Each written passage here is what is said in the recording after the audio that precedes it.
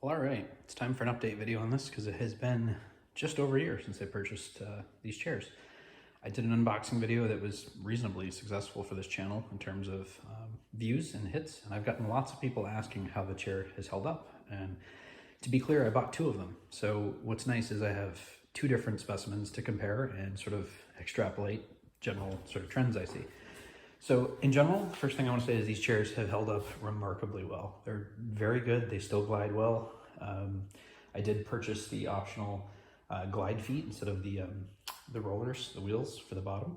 I have not installed them. I think I would prefer to have the glide feet myself, but you know, it's just something I never got around to. If you have pets, no-brainer, obvious situation. You can see a little fur dander from my cat that gets trapped up in the wheels, but that happens on any piece of roller furniture. It's not a design fault of this particular chair or anything. In fact, overall, as you can see, the chair is breaking in quite nicely. The leather has stretched just a little bit in all the places you would hope it would to give it kind of a broken-in character without, you know, looking distressed or worn. On the very edges, I don't know if you can see this, there's a little bit of like burnishing just where the leather color has, you know, discolored just slightly from just sliding in and out of the chair, but it's character. It looks used rather than something that's brand new, but it's breaking in exactly how I would expect it to.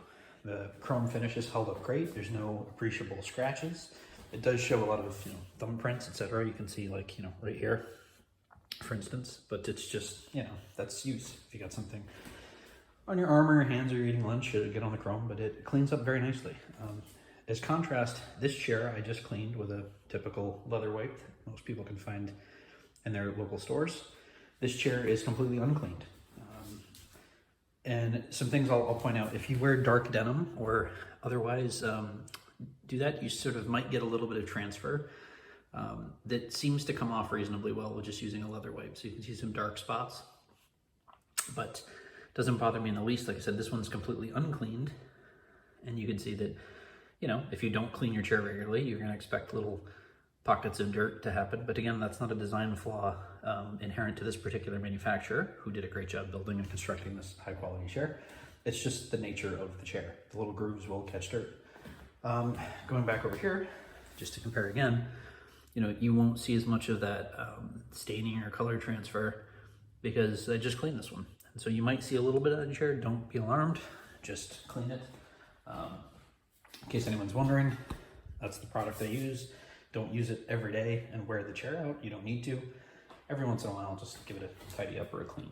So all in all, I would highly recommend this this chair from the Laura Chair Company. I bought two, so they're each getting about 50% use. Maybe this one a little bit more than this one. In fact, this was the chair I used most often for the first 5 months, maybe. And then recently, you know, this chair has gotten an incredible amount of use. And again, there's a glare on it, so it's probably not entirely fair comparison. It makes it look shiny. But, you know, during the COVID time, this chair is an everyday office chair, which is, frankly, maybe not the best idea. It's comfortable. You can sit in it for long periods of time. But, you know, if I knew that I was going to be working from home every day for 8 months, I may have gone with something a little more, you know, full arch support, like a modern mesh chair or something.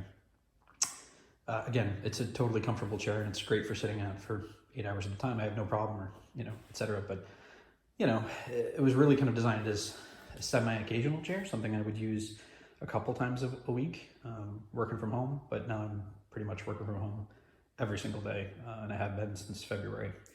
So these chairs have seen an awful lot of use, far more use than you would actually have in a normal situation if it's in a home office where you're only using it occasionally. But hey, we're all looking for different solutions to the sort of work arrangement and life balance we've got going on right now.